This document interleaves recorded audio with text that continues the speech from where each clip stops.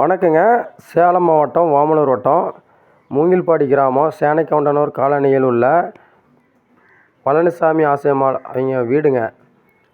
வீட்டுக்கு வந்து பார்த்திங்கன்னா வெள்ளை வீடுங்க. கூலி வேலை தான் செஞ்சிட்ருக்குறாங்க.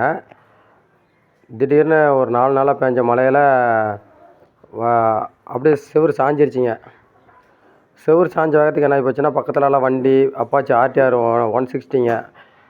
அதுக்கப்புறம் பார்த்திங்கன்னா ஒரு 3 சைக்கிளு, ஒரு ஸ்கூட்டி எல்லாமே உடஞ்சிருச்சுங்க.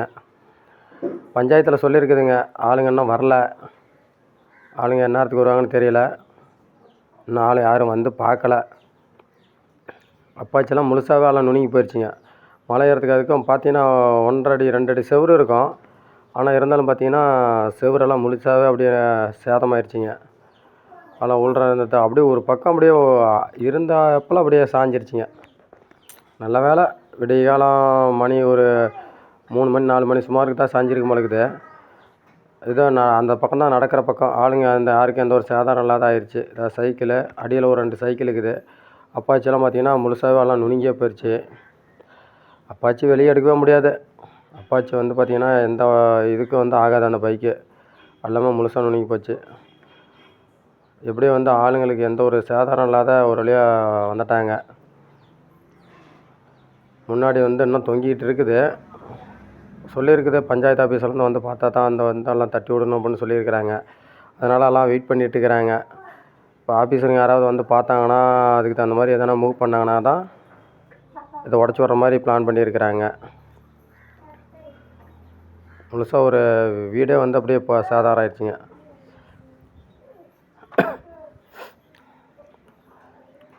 இதுதான் பார்த்தீங்கன்னா இது உடஞ்சது செவுரு சைஸ் இதுதான் பாருங்கள். தான் இன்னும் உடஞ்சிக்கிட்டு தான் இருக்குது. வீடு நல்லா பெரிய வீடு தான். ஆனால் இருந்தாலும் எப்படியே வீடு அப்படியே சரிஞ்சிருச்சு. என்ன வீடு சரிஞ்சு அடியில் இருக்கிற ஜாமானம் அது இல்லாத பார்த்திங்கன்னா வண்டி இதெல்லாம் ஆயிடுச்சு. இதே நைட் டைமில் ஆனதுனால பரவாயில்ல, எந்த ஒரு பிரச்சனையும் இல்லாத போயிடுச்சு. இதுவே பகல் டைமாக இருந்து எதனா தொந்தரவு இருந்தால் பெரும் பிரச்சனையாக இருக்கும். ஆளுங்களுக்கு எதாவது சேதாரம் இல்லாத ஒரு வழியாக ஆயிடுச்சு. பரவாயில்ல. நல்லா மழை வந்து பார்த்திங்கன்னா ஒரு வாரமாக நிற்காத பெஞ்சிக்கிட்டே இருந்துச்சு. ஒரு வாரமாக நிற்காத பாயும் இந்த மாதிரி ஆயிடுச்சு. இந்த செவரோட சைஸை மட்டும் பாருங்களேன், எவ்வளோ பெரிய சைஸு. அப்பாச்சி பைக்கு தான் ஒன்றும் இல்லாத போயிடுச்சிங்க. எல்லாம் முழுசாலாம் டேங்க்கு இங்கே எல்லாம் போட்டு நசுக்கியெல்லாம் செவரெல்லாம் நுனி அது மேலே தான் விழுந்துருக்குது. நல்லா தான் இருந்துச்சு. திடீர்னு உழுவுன்னு நாங்கள் நினைக்கல. நான் பார்த்திங்கன்னா திடீர்னு அதை சாஞ்ச வேகத்துக்கு எல்லாம் பொழந்து எடுத்துருச்சு.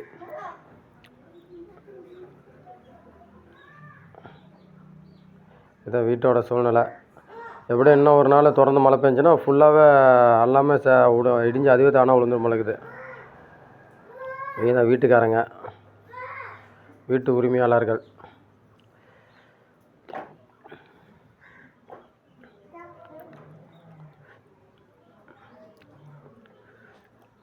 நல்ல வேலை ரூம் வந்து 4 இருந்ததுனால பக்கத்து ரூம்லலாம் படுத்துட்டு இருந்துருக்குறாங்க. இந்த ரூமில் படுத்துருந்தாங்கன்னா அவ்வளோதான். அதெல்லாம் இடிஞ்ச வாட்டி கூட எங்களுக்கு என்னென்னு தெரியல. காலையில் எழுந்திரிச்சி தான் எல்லாம் பார்த்துருக்குறாங்க. இனிமேல் விடிகால் 4 மணிக்கு சத்தம் வந்துச்சான்.